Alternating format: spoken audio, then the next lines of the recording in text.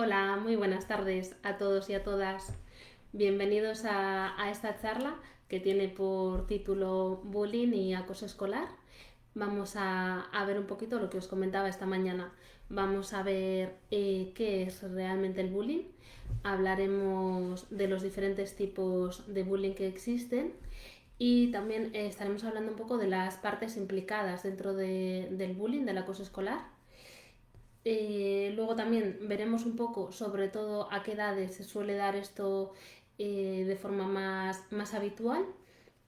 Y bueno, también hablaremos un poquito de la influencia de las nuevas tecnologías, de los indicadores que nos pueden hacer sospechar que estamos ante un caso de bullying. Y luego nos centraremos más en la parte de intervención y de tratamiento, qué podemos hacer en esos casos, tanto para prevenir como para cuando ya tenemos la certeza de que estamos ante un caso de bullying, qué podemos hacer.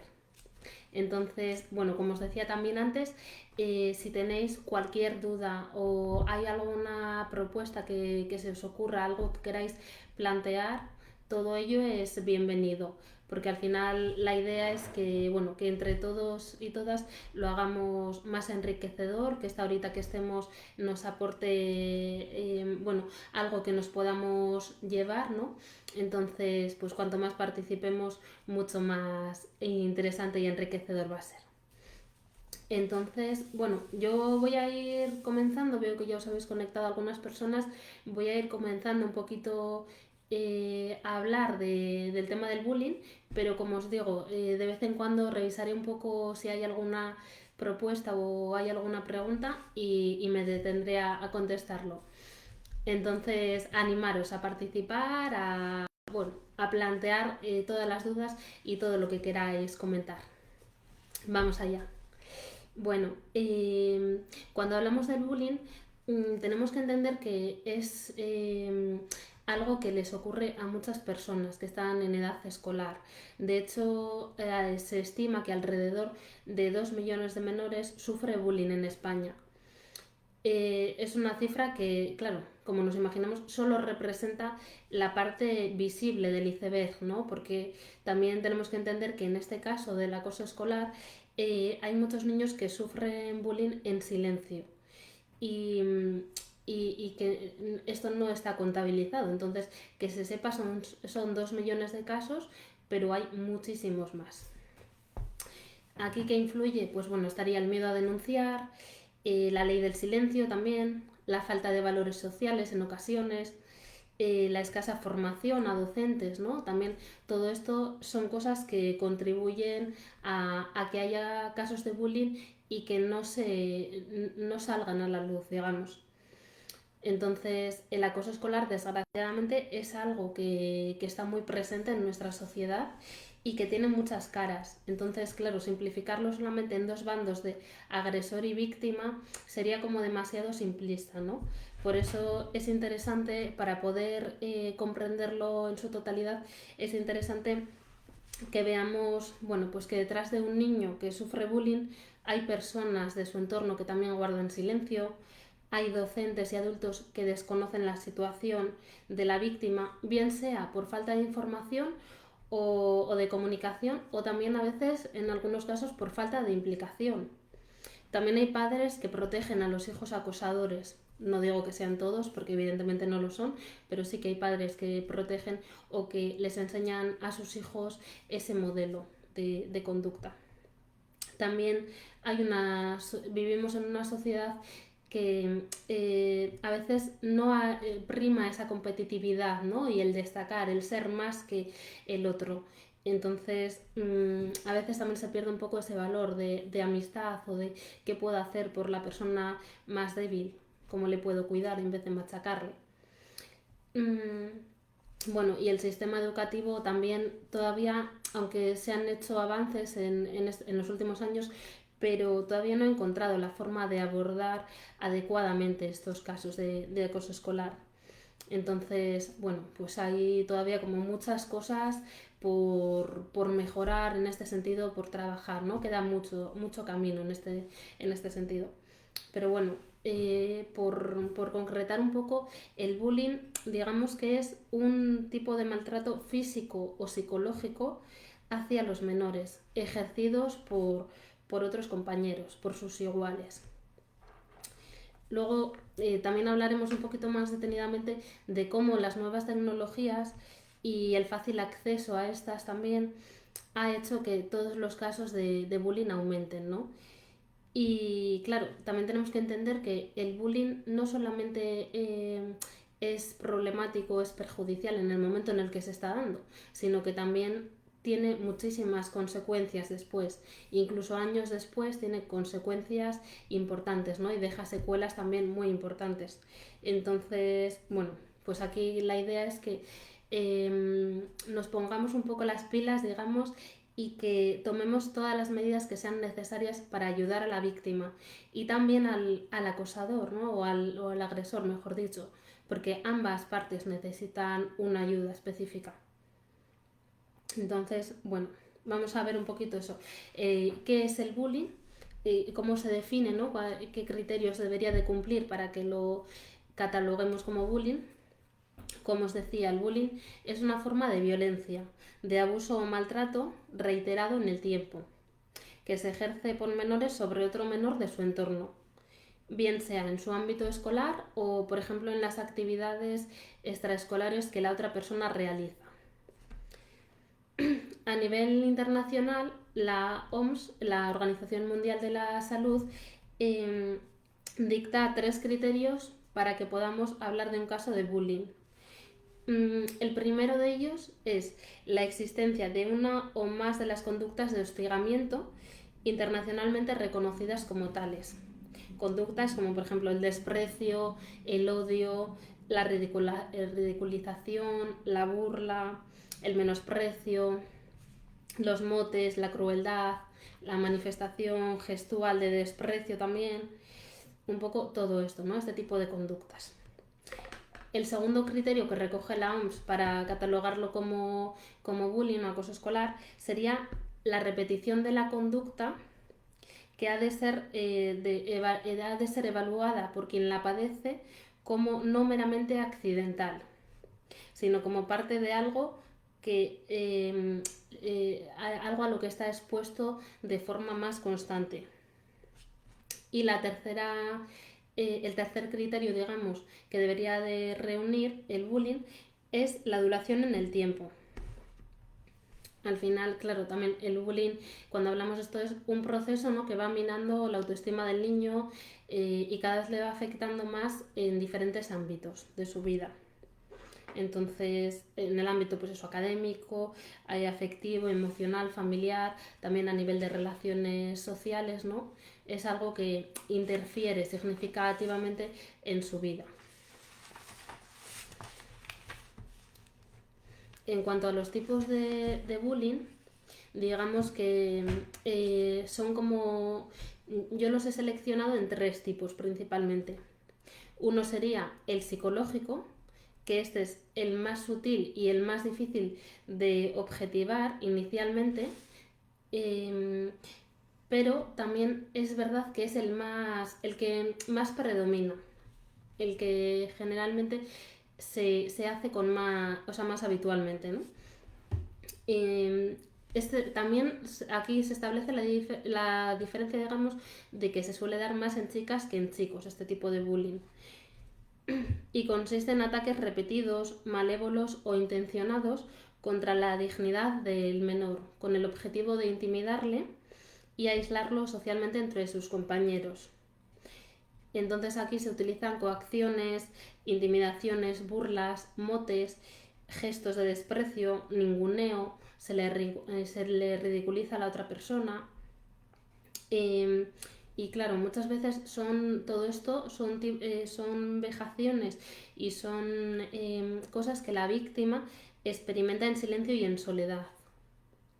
También la intensidad y la frecuencia de estas conductas se incrementa conforme pasa el tiempo. Igual al principio empieza con un mote, con una burla, ¿no? Pero a medida que pasa el tiempo generalmente va a más y a más y a más. Entonces, todo esto también a veces en ocasiones puede derivar en acoso o en bullying físico, que el bullying físico sería otro tipo dentro del acoso escolar. Aquí suele ser, el bullying físico suele ser normalmente menos frecuente que el físico, o sea, que el psíquico, perdón. Eh, Se caracteriza, pues bueno, por ejercer la violencia física contra otro compañero, ¿no? Y este suele ser más habitual entre varones. Aquí estaremos hablando de empujones, de golpes, llegando a palizas en los casos más extremos. E incluso también hoy en día, ¿no? Pues introduciendo aquí un poquito la influencia de las redes sociales, desgraciadamente hoy en día esto a veces incluso se llega a grabar, se llega a colgar en redes sociales. O sea que imaginaros el alcance que tiene todo esto, ¿no? Que ya así de por sí para un menor que le hagan esto tiene que ser tremendamente duro, ya que lo cuelguen en redes sociales y que todo el mundo esté viendo cómo le hacen ese tipo de cosas, pues tiene que ser terrible.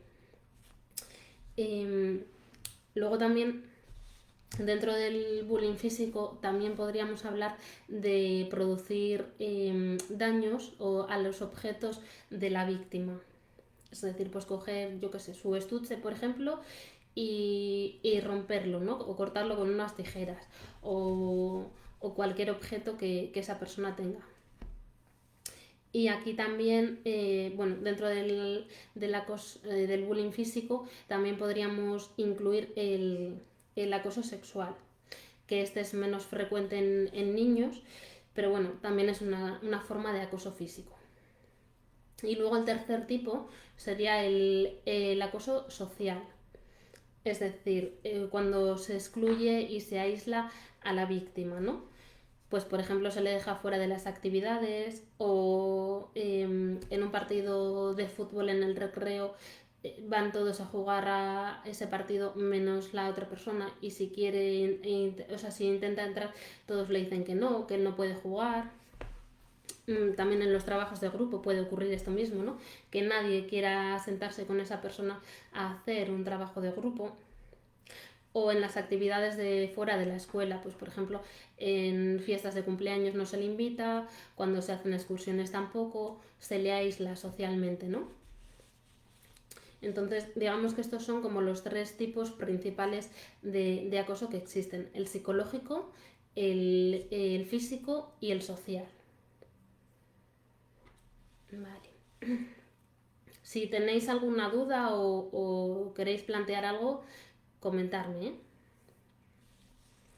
Bueno, luego en cuanto a los perfiles tipo en el bullying, digamos que aquí tendríamos que hablar principalmente de tres perfiles. Uno sería el del agresor o acosador, luego tendríamos el de la víctima y luego también están los espectadores. Entonces, por ejemplo, en el perfil del agresor o acosador, digamos que algunas características que nos pueden indicar que esa persona puede ser un acosador, digamos que son alguno de estos. Os voy a ir nombrando alguno de ellos. Si se os ocurren algún otro, os dejo también un ratito para que penséis qué características puede tener un chico o una chica acosadora. ¿Qué creéis qué características creéis que puede tener? Os dejo unos segunditos, a ver si se os ocurren algunas.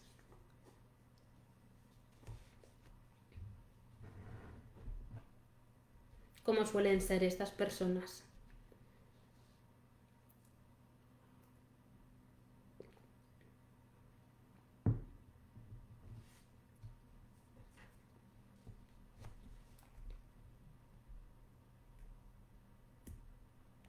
Bueno, no veo que de momento nadie se anime a comentar, pero si queréis ir pensándolo y me decís. Yo os voy nombrando alguna de ellas.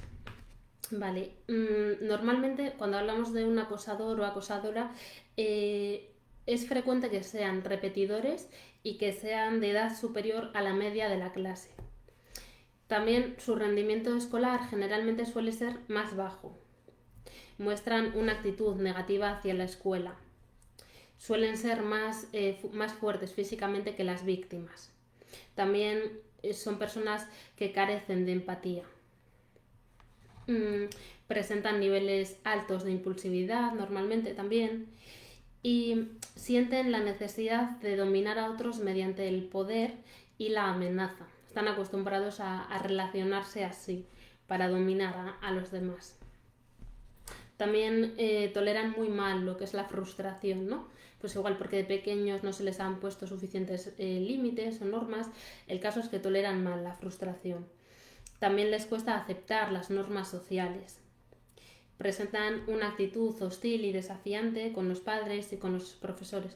También con los adultos se puede ver un poco este perfil. No es solamente con sus iguales, sino que con los adultos ya podemos intuir que son personas que son más agresivas, más hostiles.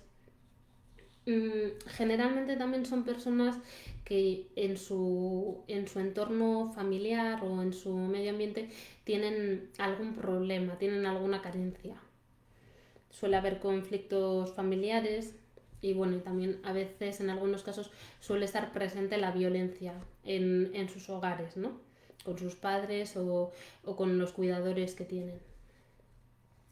Les cuesta mucho acatar las normas sociales también y generalmente tienen una autoestima más alta que la media, en el sentido de que suelen tener como una imagen muy positiva de sí mismos, de soy el mejor, soy el más fuerte, nadie va a poder conmigo, ¿no? En ese sentido, como, bueno, que luego muchas veces es una coraza que se ponen, pues igual para no sufrir por algo que les esté ocurriendo, pero generalmente van con esa actitud. Y también suelen ser los populares de la clase. Tienen como ese apoyo y ese refuerzo del grupo mayoritario.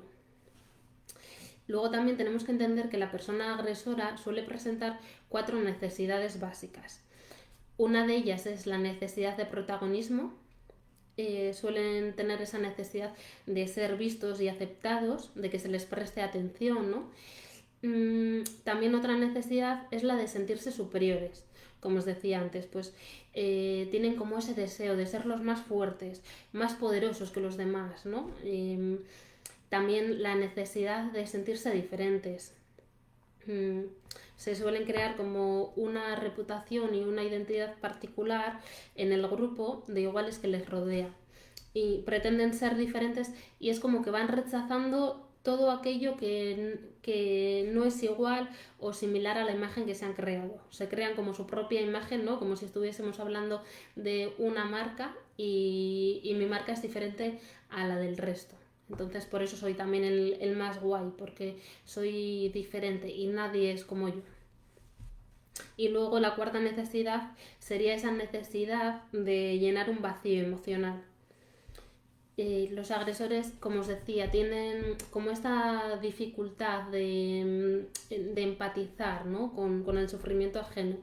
Y también se ponen una coraza que les impide, digamos, como el emocionarse o reaccionar con afecto ante ciertos estímulos.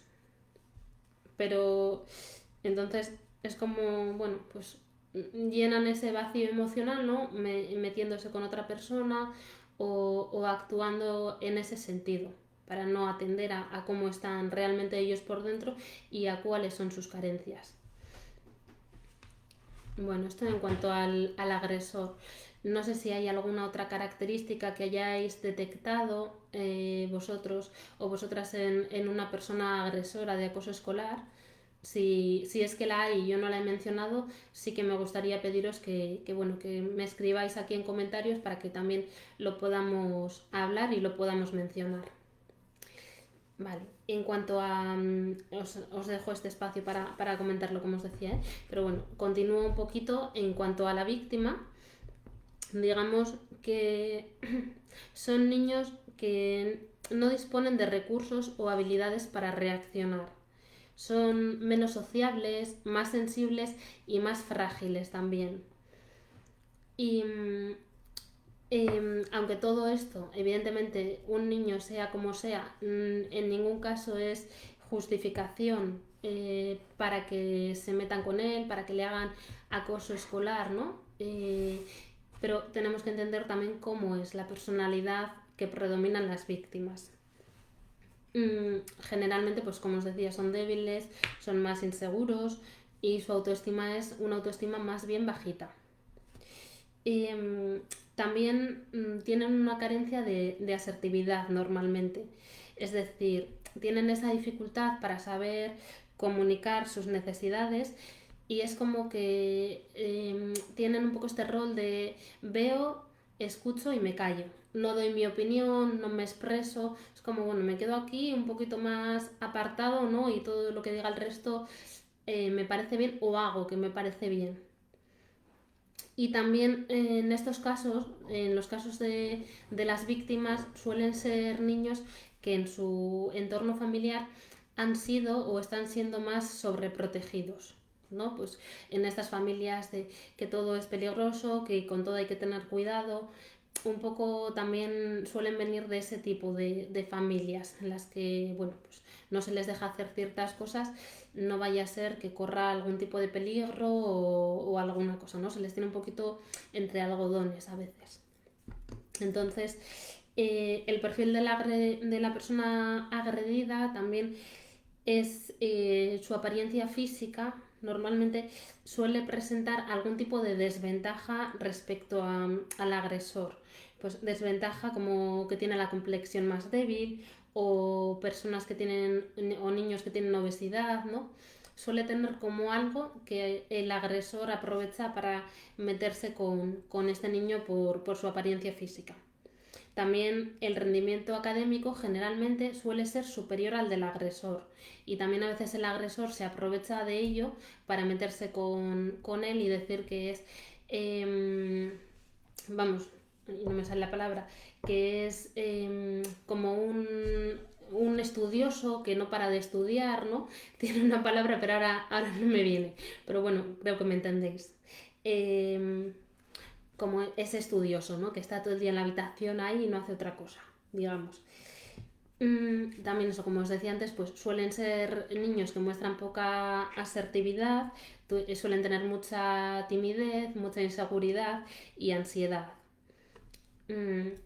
Están sobreprotegidos por sus padres, con escasa independencia y también suelen ser ignorados o rechazados por otros compañeros de clase, no solamente por sus agresores, sino que por otros también. Y tienen esas dificultades para imponerse y para ser escuchados. Aunque se metan con ellos, normalmente se quedan ahí un poquito más apartados, ¿no?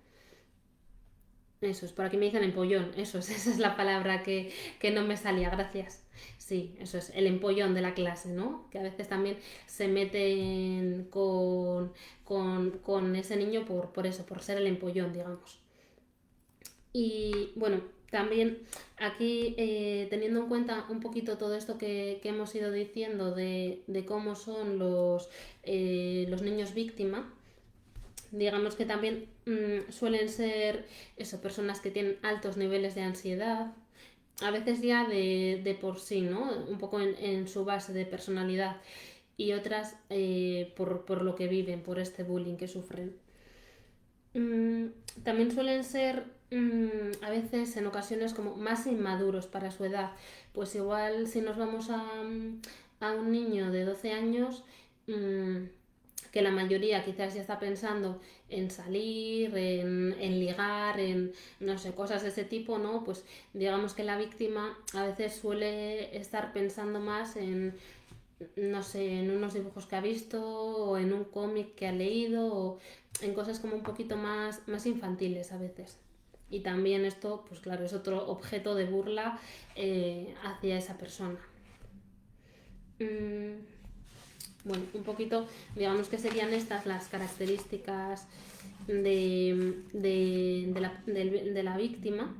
No sé si se os ocurre alguna otra. ¿Creéis que una persona, un niño o una niña que sufre bullying pueda tener alguna otra característica en concreto? Es verdad que esto depende mucho de cada caso, ¿no? Y yo os lo digo un poco así por hacer como un esquema, un resumen pero cada caso tiene sus particularidades y cada caso es único. Pero bueno, ya os digo, por concretarlo un poco, por darle un poco de forma, pues generalmente suele ser así. Pero si se os ocurre alguna otra cosa, comentármela también. Luego también, en cuanto al sexo, de si se da más en chicos o más en chicas, normalmente la situación de acoso es muy similar en ambos sexos. No hay demasiadas diferenciaciones. Pero sí que es verdad que teniendo en cuenta, como os decía, que era la personalidad de los niños que son víctimas, ¿no? En los niños, digamos que son más estigmatizados por estas características, por ser más débiles, más sensibles, eh, por no imponerse más. Digamos que ahí se les estigmatiza aún más. Mientras que en las chicas, bueno, todavía se sigue teniendo esa creencia de que somos más sensibles, somos más débiles o más tímidas, entonces pues no hay tanta estigmatización, ¿no? Digamos que es como que se ve como algo más natural. Evidentemente no lo es, ¿no? Pero a veces se entiende así. Y luego la tercera parte importante en esta situación de acoso, de bullying, digamos que son los espectadores y espectadoras. Este es como el grupo con un perfil menos definido, pero son esos compañeros y compañeras que colaboran en el acoso y que en gran medida lo hacen posible por no denunciarlo, ¿no? O por no ir a hablar con sus padres, con sus profesores. Suelen tener como esa actitud más de colaboración, de bueno, sabemos lo que está pasando, pero no vamos a decir nada. También hay que entender que a veces esto es por miedo a ver si yo voy a decir algo, voy a ser el chivato o la chivata y ahora el acosador se va a meter conmigo, ¿no? A veces también hay este miedo. Y otras veces, bueno, pues también es porque creen que tomando esta actitud va a ser más fácil que se integren dentro del grupo o dentro de ese grupo más de guays, ¿no?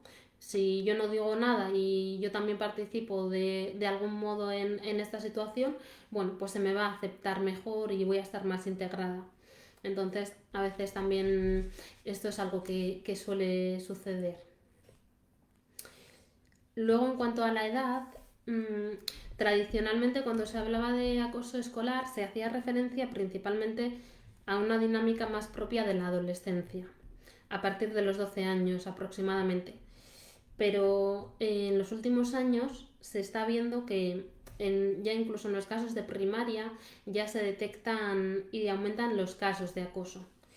Y incluso en la etapa infantil de 4 o 5 años también hay ciertos comportamientos de ataques a compañeros o ciertos comportamientos como más agresivos, más intimidatorios, perdón. Entonces esto nos hace pensar que el acoso o el bullying se puede dar en cualquier franja de edad. Es verdad que con características diferentes, ¿no? De una franja a otra. Por ejemplo, la etapa de mayor riesgo sigue siendo la adolescencia. Las edades comprendidas entre los 9, 10 y 14 años. Que en esa etapa todavía es una etapa de maduración incompleta. Y entre los 9 y 11 años normalmente suelen ser más frecuentes los casos de bullying psicológico. Entre los 11 y 15 son más comunes los casos de ciberacoso. Y en mayores de 15, ahí es donde sería más habitual el acoso físico.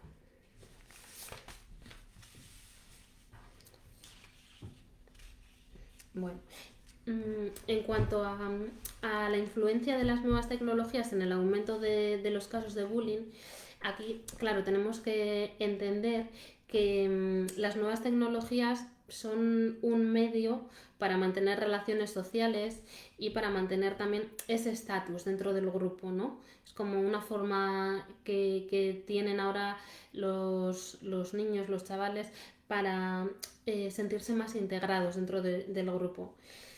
Y también además las tecnologías en los casos de acoso, de bullying, tienen la ventaja, digamos, de que no es algo tan observable a veces, ¿no? Que es como que facilita un poco el llevar esas conductas de hostigamiento en silencio.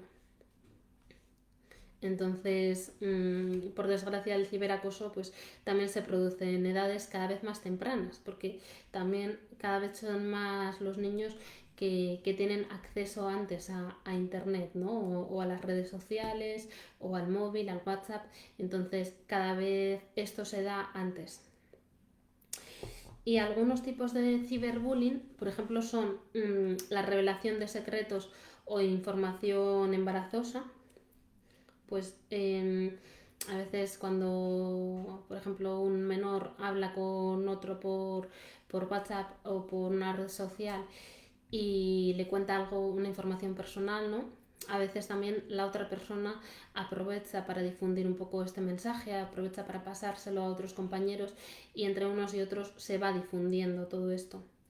O, o fotos, se comparten fotos o vídeos, como os decía antes, ¿no? En casos de agresiones físicas se graba un vídeo o se saca una foto y se sube a las redes sociales. Luego también otro tipo de ciberbullying son la suplantación de identidad. Esto yo creo que hoy en día desgraciadamente se escucha bastante, que me han robado la cuenta de Instagram o de Facebook o alguien se ha hecho una cuenta con mi nombre y mi apellido, ¿no? Y no soy yo. Entonces imaginaros también lo que puede sentir ese menor que le ocurre esto, ¿no? Esa indefensión que puede tener ahí de ¿qué hago ahora? ¿Cómo, o sea, qué hago? Porque se han creado una cuenta y les están mandando mensajes o están enviando X cosas a otros y se piensan que soy yo porque tienen mi nombre y apellido. Luego también los ataques personales, ¿no? Pues existen hoy en día muchos medios para que esos ciberacosadores no dejen descansar a las víctimas, con mensajes intimidatorios, llamadas o mensajes nocturnos también, fotos inadecuadas o trucadas incluso. También en el ciberacoso se puede dar la exclusión en grupos o videojuegos online, el no dejar pertenecer a un niño o a un adolescente a un grupo, ya sea de WhatsApp, de una partida de videojuego online, de lo que sea, ¿no? También ignorarlo, burlarse de él, por ejemplo, compartiendo una foto editada para humillarle, hacerle sentir inferior también a través de las redes sociales. Entonces, bueno, pues la educación en las aulas evidentemente es fundamental en este sentido y también que los padres y las madres trabajen esto con sus hijos y sus hijas, ¿no? Aquí también tienen mucho que hacer los padres y las madres y en las aulas. Entonces, algunos consejos o algunos puntos que yo creo que se deberían de trabajar tanto en el colegio como en casa son los siguientes. Uno de ellos sería que es importante que los menores decirles, ¿no? A los menores que no se comuniquen con aquellas personas que no conocen y que restrinjan su información personal. Es decir, que piensen cuando van a subir una foto, que piensen qué tipo de foto es, o cuando van a compartir un secreto o una información determinada con un compañero o compañera, que piensen también si es mejor decírselo por el móvil o por las redes sociales o esperar y verla en persona, ver un poco eso. También importante el tener contraseñas seguras, ¿no? Digamos que nuestra identidad digital, la información que hay sobre nosotros en Internet, subida por nosotros o por terceros, está protegida únicamente con contraseñas. Entonces es importante pues bueno, que no pongamos como contraseña nuestro número de teléfono o nuestro apellido o cosas que sean muy, muy obvias, ¿no? Que busquemos contraseñas más seguras. También no aceptar invitaciones de personas desconocidas por internet o bloquear incluso el acceso a aquellas personas que no nos interesan o que a veces creemos que hacen cosas que no están bien. También eso, lo que os decía, ¿no? De tener cuidado con lo que se comparte en Internet, con las fotos, los vídeos, la información personal que se da. Información personal también me refiero a direcciones, teléfonos. Tener cuidado con quién compartimos esto y qué compartimos. Mm, También es importante decirles a los menores que si empiezan a recibir mensajes insultantes o que les molesten por su contenido, ¿no? Pues que corten comunicación con esa persona, que le bloqueen o que corten comunicación con esa persona, y si ven que esto se sigue repitiendo, ponerlo en manos de las autoridades competentes. Incluso también aquí sería conveniente que si hay mensajes intimidatorios, mensajes amenazantes o mensajes de contenido extraño, digamos, que se guarden para poder aportarlo como prueba, ¿no? Si en caso de que fuese necesario, me refiero. También si ven que es otra persona o otro compañero el que está sufriendo el ciberacoso, no participar en ese ciberacoso ni cerrar los ojos. Avisar a los padres o a los profesores para frenar un poco esas conductas. También es importante que no le sigamos el juego al acosador. Es decir, si nos sentimos presionados o insultados por alguien, no devolverle ese golpe o insultarlo, porque de esta forma al final es como que nos vamos metiendo en su juego y es un juego que no tiene fin, que estamos ahí constantemente enganchados. Y bueno, incluso también estaría la opción de, si vemos que esto persiste y que va a más, el informar a los proveedores de los servicios a través de los cuales se haya sufrido el ciberacoso. Pues la compañía de internet, Facebook, Instagram, a través de la cuenta que haya sido, ¿no? De avisarles de las actuaciones o de los mensajes inadecuados, para que también veten esos comentarios e incluso que valoren si hay que vetar también al acosador. Entonces, bueno, un poquito esto a modo de recomendaciones en cuanto al ciberacoso. Como os digo, si se os ocurre alguna otra recomendación más, pues hacérnoslas llegar, porque todo lo que comentéis puede ayudar a otras personas. Entonces, si aparte de lo que yo he comentado se os ocurre algo más, pues hacérnoslo llegar.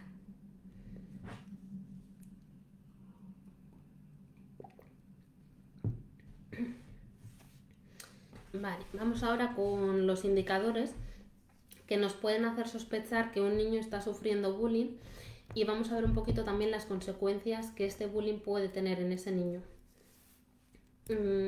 Digamos que son varios los indicadores que nos pueden hacer sospechar esto. Tanto que nos pueden hacer sospechar, quiero decir, tanto que un niño está sufriendo bullying como que un niño sea acosador. Entonces, aquí todas las personas adultas que estamos con los niños, con los adolescentes, sobre todo los educadores y los padres, deberíamos estar atentos a cualquier indicio de sospecha. Porque también es importante entender que muchas veces los adultos interpretan ciertos comportamientos de violencia como cosas típicas entre niños, e incluso rememoran a veces situaciones de su infancia, ¿no? Si esto siempre ha ocurrido entre compañeros, o es que hoy en día los niños son muy débiles, son muy blanduchos, o muy delicados, ¿no? Son comentarios que desgraciadamente se escuchan en nuestro entorno. Y el acoso tenemos que entender que es mucho más que una cosa de niños. Entonces tenemos que estar con los ojos abiertos y atentos ante las cosas que vamos viendo que ocurren.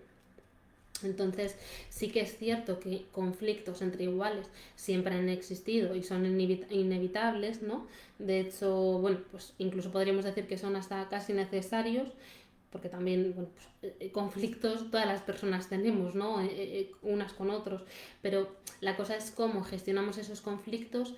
Y además, en el caso de acoso, estaríamos hablando ya de que o nos referimos a un daño moral y a un daño físico también sostenido en el tiempo hacia una persona por parte de otra o por parte de otras personas.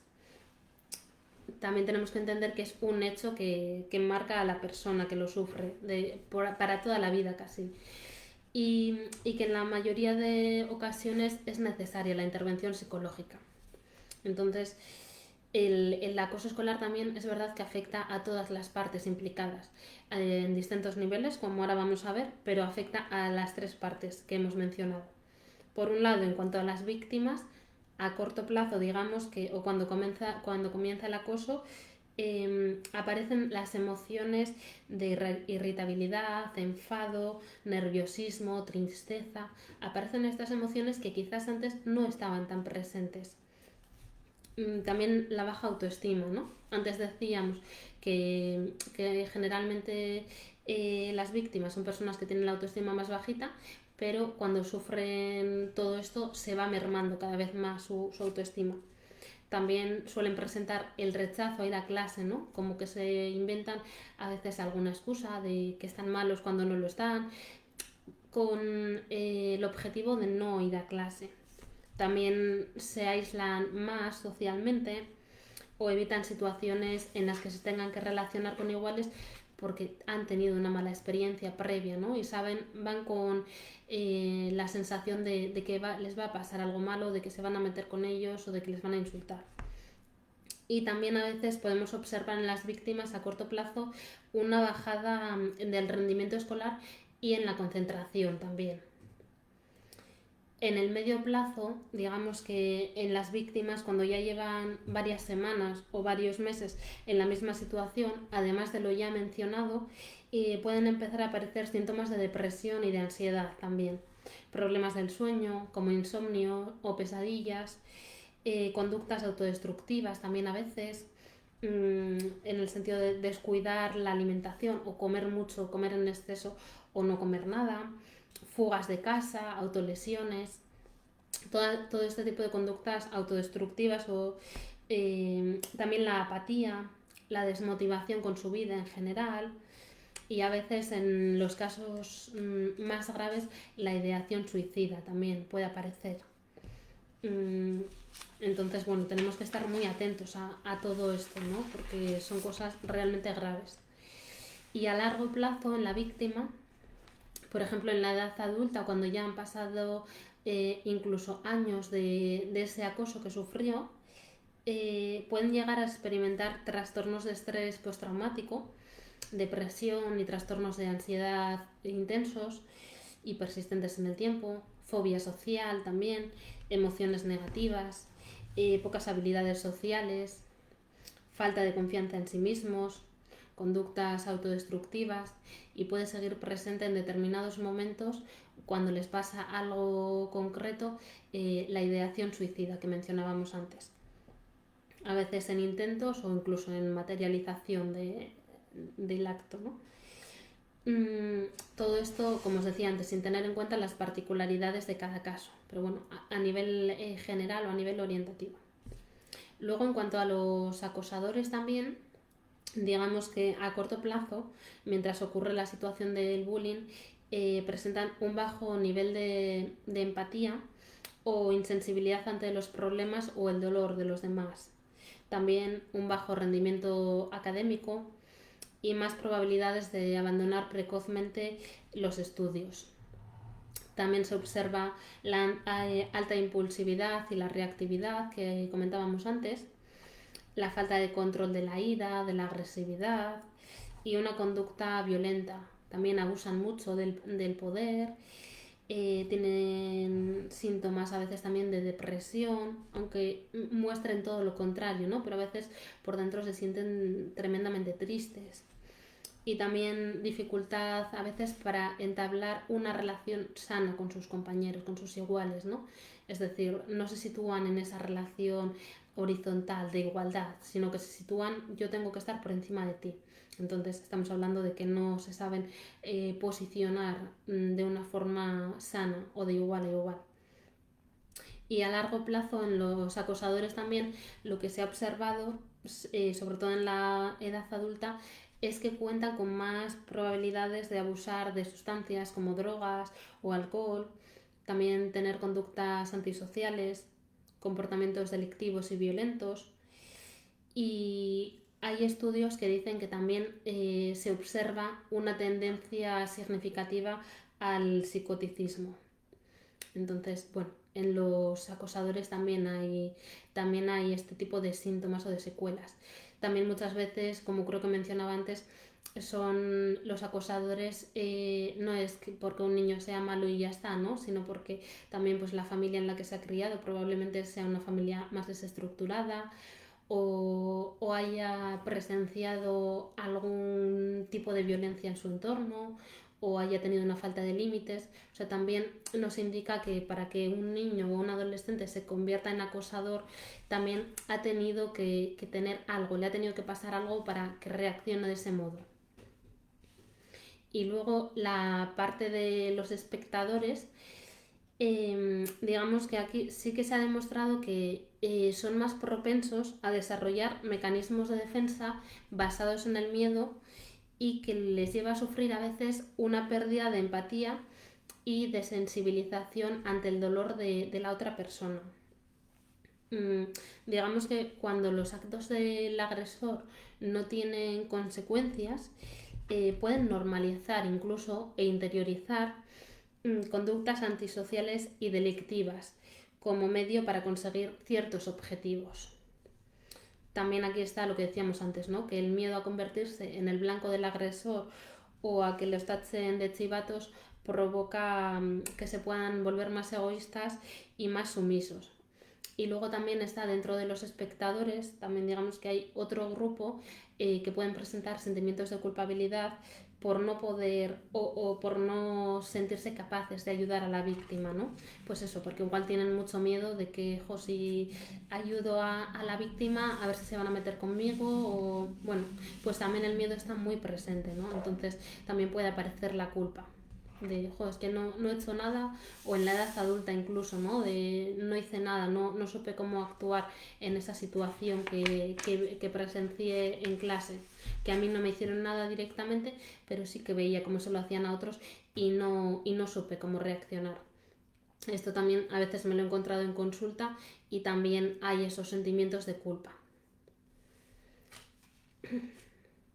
Bueno, hasta aquí no sé qué tal vamos, no sé si tenéis alguna pregunta, algo que no os haya entendido muy bien, comentarme si hay alguna cosita que queráis saber o alguna duda que haya surgido. Os dejo unos segunditos.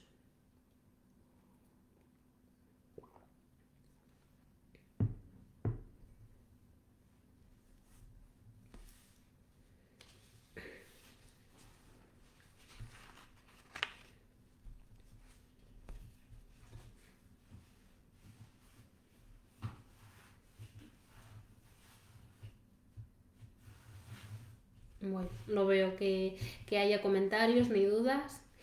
Entonces vamos a pasar un poquito a la parte de intervención y tratamiento en los casos de bullying. Digamos que para tratar el bullying se utilizan diferentes estrategias terapéuticas y preventivas, y con el fin sobre todo de ayudar al niño o a la niña que sufre ese daño, ¿no? Con el fin de ayudarle a superarlo, también de aumentar su autoestima y de evitar el desarrollo de posibles secuelas. Es verdad, tenemos que decir que no son tratamientos a corto plazo, sino que, que precisan de seguimiento y también en acompañamiento en el desarrollo del menor. Por otra parte, la intervención con la familia es una pieza clave en el tratamiento, y la coordinación con el centro escolar también lo es. Porque también tenemos que entender que para hacer frente a este problema y tratarlo completamente, ¿no? En su totalidad, es necesario incluir a la familia y al centro escolar. Entonces, en cuanto a la prevención, digamos, en el colegio, vamos a hablar un poquito sobre esa prevención en el colegio, de qué se puede hacer. Aquí, claro, lo primero es, se hace imprescindible la creación y la aplicación de protocolos de prevención e intervención en las escuelas, ¿no? Ya hay algunos, ya existen, pero bueno, en algunos casos todavía no se llevan demasiado a cabo, o hay todavía un poco de dudas de cómo hacerlos, cómo trabajarlos. Estos programas van dirigidos a que los propios alumnos sean capaces de detectar cuándo son objeto de un acoso o cuándo lo es uno de sus compañeros. También que aprendan a denunciar y que no se callen, ¿no? No tengan miedo, digamos, perdón, a las represalias o a lo que pueda pasar, que denuncien, que se sientan fuertes emocionalmente para denunciar. Eh, También los niños tienen que sentir que son escuchados y que los adultos son los que les van a proteger y los que les van a ayudar. Entonces, bueno, pues es importante que haya todos estos protocolos, ¿no? en los centros educativos. Y para eso también es importante que visibilicemos el acoso escolar en los centros educativos, porque de lo que no se habla o lo que no se nombra es como que no existe. Entonces, cuanto más concienciados estemos sí, de que esto es una realidad, bueno, pues más fácil también les será a los niños, creo yo, poner palabras a lo que les pasa. También es importantísimo, yo creo que el incorporar la educación emocional a temprana edad en los centros escolares, esto es algo básico desde mi punto de vista, que no está demasiado presente o no está demasiado recogido todavía. También el promover valores como el respeto, la tolerancia, la responsabilidad en la vida cotidiana, que se trabajen estos valores, ¿no? Que se les dé peso. Formar a los profesores también para detectar y atender el acoso escolar de manera efectiva también es una pieza clave, ¿no? Porque muchas veces no hay una formación específica en esto y los profesores tampoco saben cómo actuar. Entonces, a veces igual hay algunos que, bueno, que se implican más y se comprometen en qué pueden hacer, ¿no? Pero hay otros que como no saben cómo hacer, pues es como, bueno, me aparto y evito un poco el problema.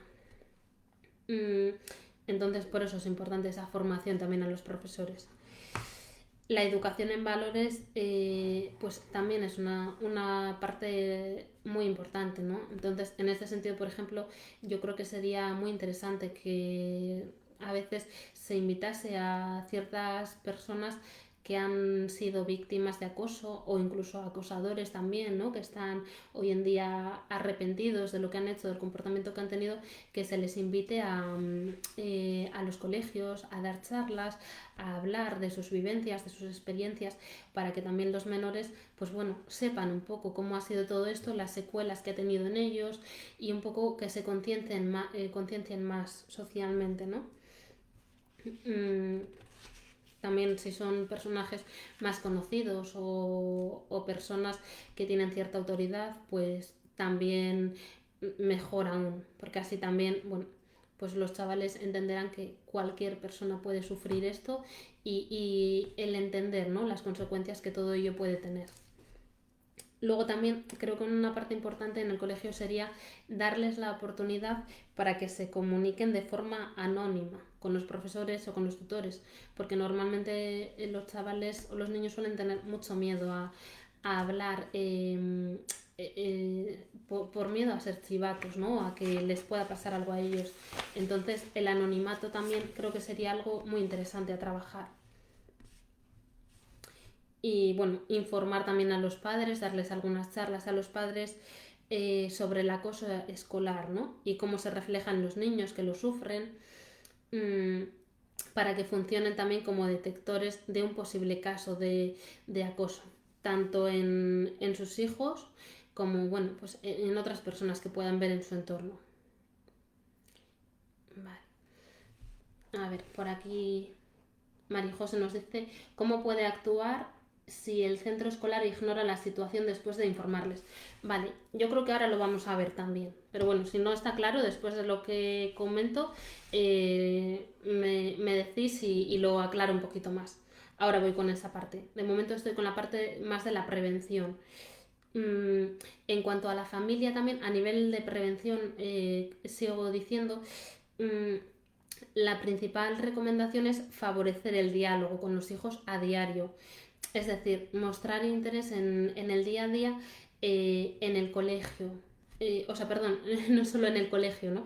Y no solo por los resultados escolares, sino también por lo que ocurre fuera del aula. Pues con quién juega, a qué juega, quiénes son sus amigos, si ha ocurrido algún incidente, le ha ocurrido a él o a otros niños.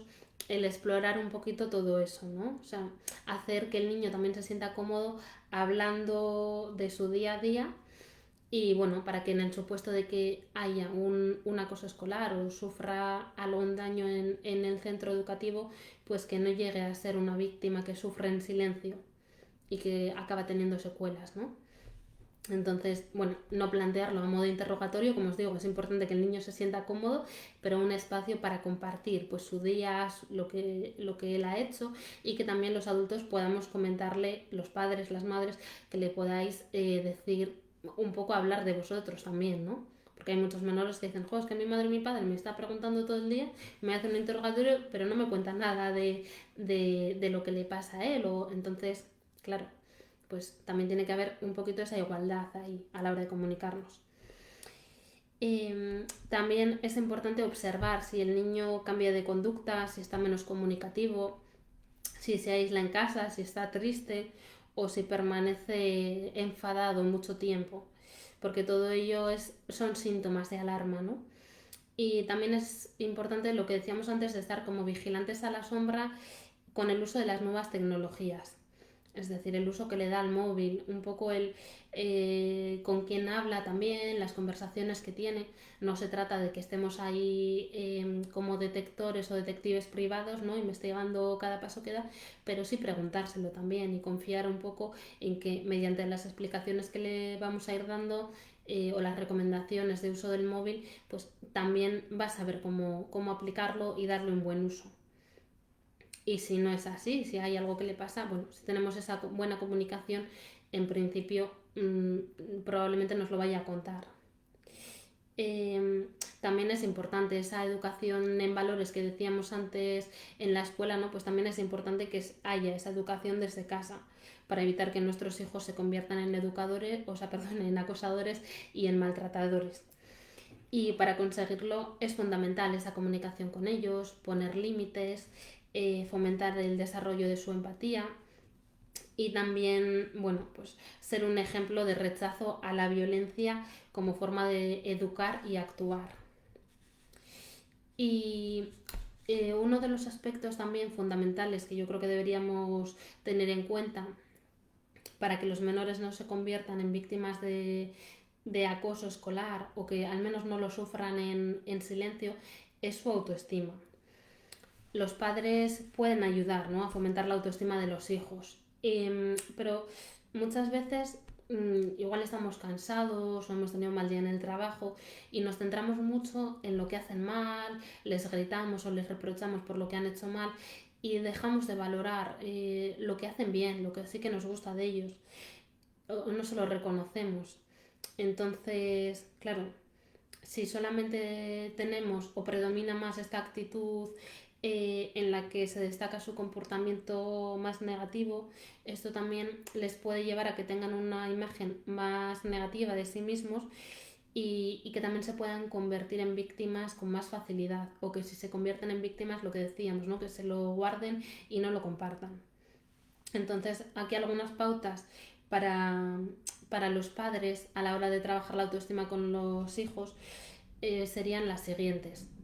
Por un lado, es que las comparaciones son odiosas, entonces por favor evitar en cualquier comida familiar o en cualquier bueno, en cualquier situación, en cualquier momento, ¿no?, el hacer esas comparaciones de, pues es que tu primo ha sacado mejor nota que tú, o jo, es que eres súper desordenado y fíjate tus amigos qué ordenados son, o no sé, todo esto que les podemos decir a veces y que se suele escapar, que a veces es bastante habitual que ocurra, pues bueno, pues estas comparaciones tenemos que evitar hacerlas, porque bueno, son comentarios todos ellos, ¿no?, que dañan su imagen y que además no, o sea, no les ayudan en nada y aparte de forma pública mucho menos aún, porque se sienten mucho más chiquititos y mucho más indefensos y con una imagen muy negativa de sí mismos.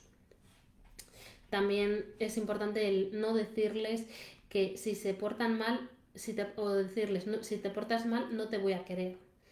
Bueno, es necesario que los padres y las madres les prometamos este amor incondicional, ¿no?, y que se sientan queridos tal y como son y pase lo que pase. Entonces también es importante que sea ese lugar seguro, digamos. También es importante reforzar sus valores. No hace falta decirle que es un crack cada vez que hace algo bien o decirle que es un crack si hay algo que no ha hecho bien, ¿no? Pero sí transmitirle que sus padres se sienten orgullosos de él por lo que ha hecho y también el ver que, bueno, que si se ha esforzado y ha conseguido eso, también se atribuye a sí mismo ese mérito, ¿no? De has conseguido esto, pero porque te has esforzado por conseguirlo y porque ese esfuerzo ha merecido la pena, ¿no? Y el hacerle ver que eso nos enorgullece, digamos.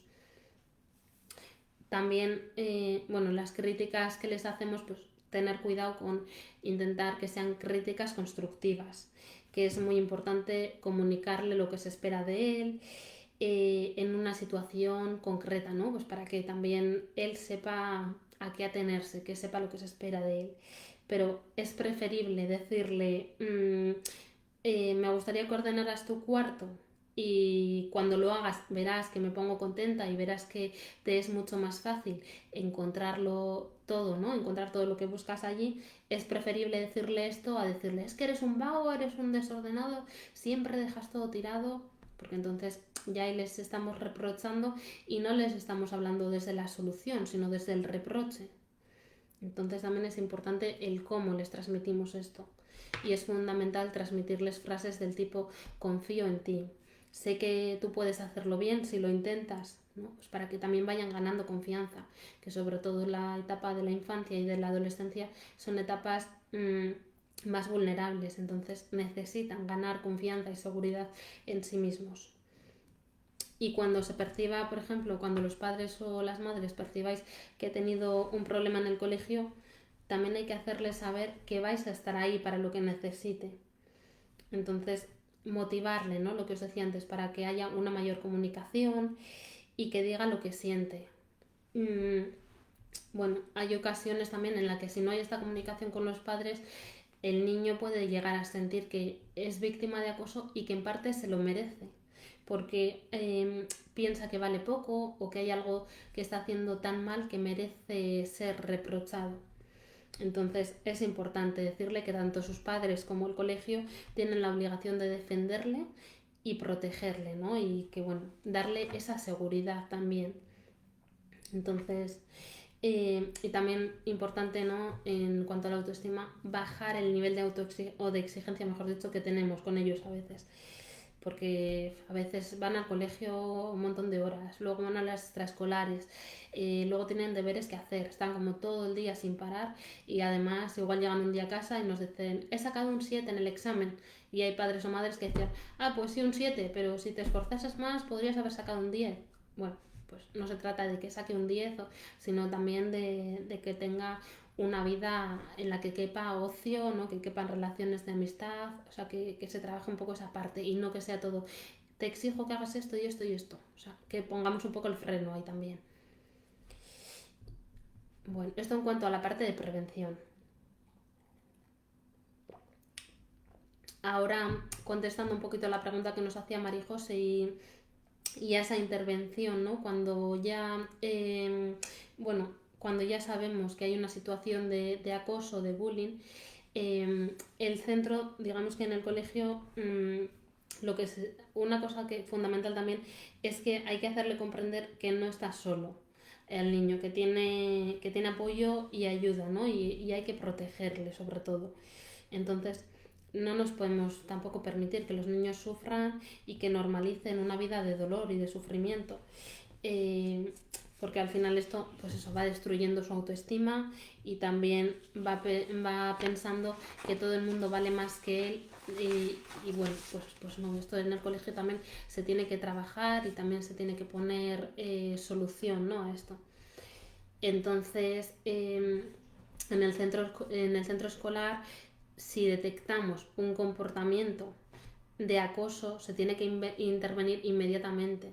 Intervenir porque hay que parar esa situación lo antes posible, ¿no? Y bueno, pues ¿cómo hacemos esto? Pues hay que hablar por un lado con la víctima, con el agresor, con los espectadores también, y también hay que hablar con los padres y las madres. hay que poner en marcha ese protocolo anti-bullying que, como os digo, en la mayoría de colegios sí que está implantado hoy en día. Tenemos que darle fuerza a ese protocolo y ponerlo en marcha desde el minuto cero que esto se detecta, ¿no? También es importante, bueno, que el colegio actúe cuando se sepa que hay un caso de bullying, ¿no? Que los profesores vigilen en esos lugares en los que se pueda producir ese acoso. Pues por ejemplo en el recreo, en el comedor y en otras zonas de riesgo como en los cuartos de baño, ¿no? Que hagan también un poco ese trabajo de estar presentes en esos sitios, no solo en el aula, porque evidentemente las situaciones de acoso normalmente en el aula apenas se dan, y si se dan, bueno, pues se ven, ¿no? Pero hay que hacer también ese trabajo de movernos por los sitios por los que están los niños o los chavales. Y también, sobre todo importante, hablar con la víctima y garantizarle su protección y el seguimiento del problema, informarle de cada uno de los pasos que se van a dar. No solo hablar con el padre o con la madre, sino también con la víctima, tenerle en cuenta, aunque sea un niño o un adolescente, es una persona, ¿no? Entonces también merece saber que esa situación se está trabajando en ello y los pasos que se dan en cada momento. Evidentemente adaptándolo a la edad del niño o del adolescente, pero tiene que estar informado también en todo momento. Y luego, bueno, en cuanto a... No sé si he contestado a la pregunta de cómo puede actuar el centro escolar. Vale, me decías tú, María José, ¿cómo podemos actuar si el centro escolar ignora la situación después de informarles? Vale, ahora contesto a esto. Bueno, los padres, en cuanto a los padres también, es verdad que a veces sabemos lo difícil que es mantener la calma, ¿no? Si alguien nos dice que nuestro hijo o nuestra hija está siendo víctima de acoso escolar. Pero es importante que mantengamos un poquito la calma para poder ser realmente de ayuda, porque el objetivo al final es ser una ayuda en este caso. Entonces nunca hay que mostrar toda la preocupación tampoco, ni demostrar, bueno, pues que no pasa nada, ¿no? O sea, también validar, recoger cómo se está sintiendo mi hijo o mi hija que está sufriendo esto y validarlo. Es decir, no hacer juicios de, pues no te deberías de sentir así o tendrías que sentirte de esta otra manera. No, se siente así, pues bueno, vamos a ver qué podemos hacer, ¿no? Pero el validar esa emoción que está sintiendo, porque nuestros hijos necesitan ese apoyo para salir de esto. Por sí solos, por la edad que tienen, no pueden hacerlo. Entonces, bueno, ir dando pequeños pasos como padres y como madres, ¿no? Es decir, investigar primero qué es lo que está ocurriendo realmente, según lo que el niño cuente, o sea, escuchar la versión del niño y también ponernos en contacto con su tutor, con el centro escolar, la dirección del colegio también. Entre todos ver un poco qué podemos hacer ahí, ¿no? Qué soluciones podemos plantear. Una vez que el centro tenga conocimiento del problema, deben activar ese protocolo que decíamos antes, ese protocolo anti-bullying, ¿no? Que es verdad que puede ser un proceso lento, pero efectivo si se hace bien. Y el centro está obligado a mantener a los padres y a las madres informados en todo momento sobre cómo evoluciona y a crear un marco de protección para que nuestro hijo esté seguro cuando esté estudiando, ¿no? Que el ir al colegio no se convierta en una pesadilla para él.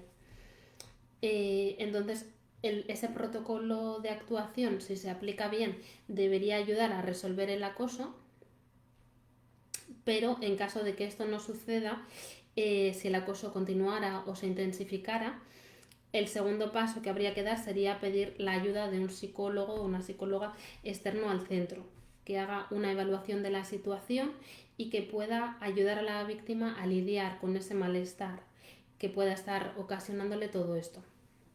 Entonces, con la información que obtengamos de este paso, volvemos a ponernos en contacto con el centro.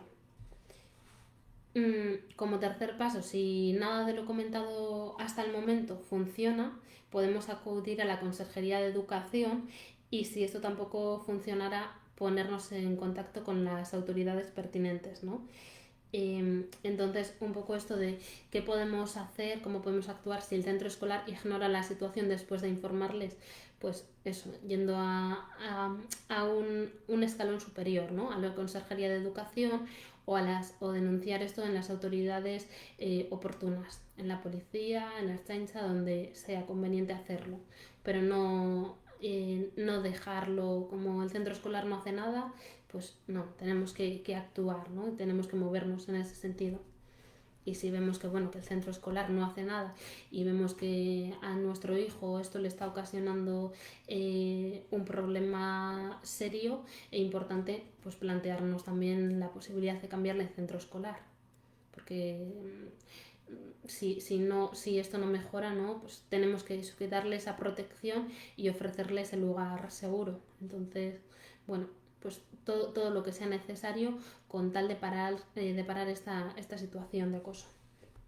Y también un poquito como algo que no deberíamos hacer los padres, cosas importantes a tener en cuenta que no deberíamos hacer, es ir a hablar con los padres del acosador a casa o por teléfono. Debemos dejar que los profesionales actúen como intermediarios y no ponernos nosotros como intermediarios, porque muchas veces de esta forma lo que hacemos es hacer el conflicto más grande o buscar nuevos conflictos. Entonces, bueno, ya hay otros profesionales que se van a encargar de hacer este trabajo. Tampoco deberíamos hacer el ir a protestar agresivamente al colegio. En este caso es fundamental que haya esa buena unión entre colegio y padres. Entonces, bueno, el objetivo es ayudar a la víctima. Entonces, yendo de forma agresiva, pues no vamos a solucionar nada, ¿no? La idea es que vayamos y que veamos qué soluciones conjuntas podemos plantear. Y el tercer punto también que no deberíamos hacer es decirle al niño que se defienda y les plante cara, porque esto no funciona en casos de acoso escolar. Tenemos que entender que la víctima está en una situación de mucha más vulnerabilidad y de diferencia de poderes respecto a sus agresores. Entonces esto no le va a funcionar y al contrario le va a hacer mucho daño, ¿no? El que sus padres le digan, bueno, pues defiéndete, apáñate, es como apáñatelas tú y yo me lavo un poco las manos. No, esto no le va a ayudar en nada. Entonces, bueno, pues un poquito esas serían las recomendaciones. Y así, también importante, aquí digamos que en Vizcaya hay una asociación sin ánimo de lucro que se llama Arnastu, que también es una asociación que se dedica a todo este tema de acoso escolar, de bullying. Entonces, bueno, pues también os animaría a que si estáis en una situación de este tipo, os dirijáis allí. Y así como último, un poquito un mensaje para la víctima que pueda estar sufriendo bullying. Digamos que sería también importante darle el mensaje de que no es culpa suya nada de lo que le está pasando y que en ningún caso hay justificación para lo que está viviendo.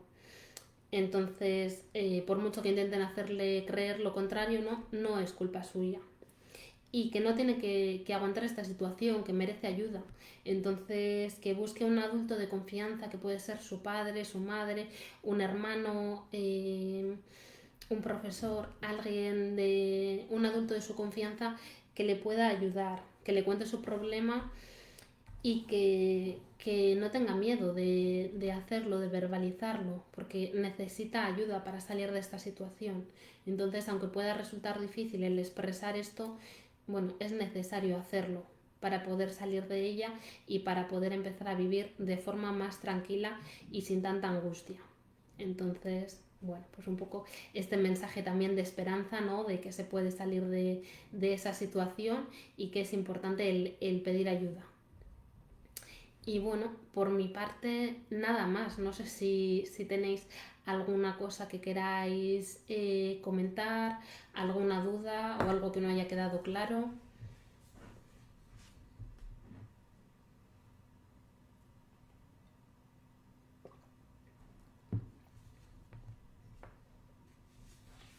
Vale, no parece que haya ninguna duda, ningún comentario más. De todas formas, bueno, como siempre os digo, yo durante estos días me pasaré un poquito por aquí, esto se va a quedar grabado, entonces si os surgen algunas dudas o queréis que comentemos algún caso en particular, dejarlo escrito en los comentarios o mandarme un mensaje privado y os contestaré. Vale, por aquí nos dicen que Mil Esquer.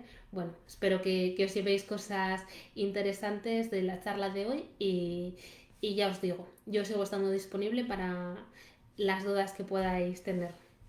Pasar buena tarde. Hasta luego.